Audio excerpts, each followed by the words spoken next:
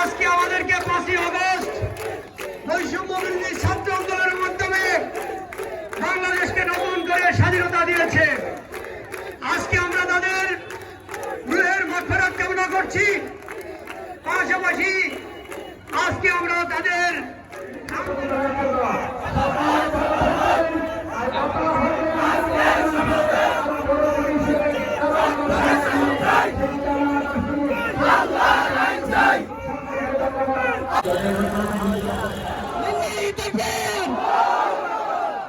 আমি বাংলাদেশ ইসলামী ছাত্র শিবিরের পক্ষ থেকে আপনাদের সবাইকে প্রাণ ঢালা শুভেচ্ছা জানাচ্ছি এবং আমাদের বাংলাদেশ ইসলামী ছাত্র শিবির বর্তমানে যে অবস্থানে আছে আমরা প্রত্যেকটি মানুষের মনের মণিকোঠায় জায়গা করে নিয়েছি।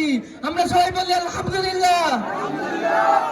আপনারা সবাই আপনাদের সবার সন্তানদেরকে আমাদের বাংলাদেশ ইসলামী ছাত্র শিবিরের বাইরের সাথে সর্বাত্মক সহযোগিতা করার আপনারা চেষ্টা করবেন ইনশাআল্লাহ।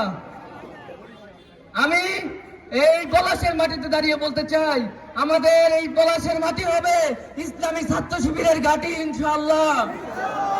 এই বলে আমি আমার সংক্ষিপ্ত বক্তব্য শেষ করছি। আসসালামু আলাইকুম ওয়া রাহমাতুল্লাহ।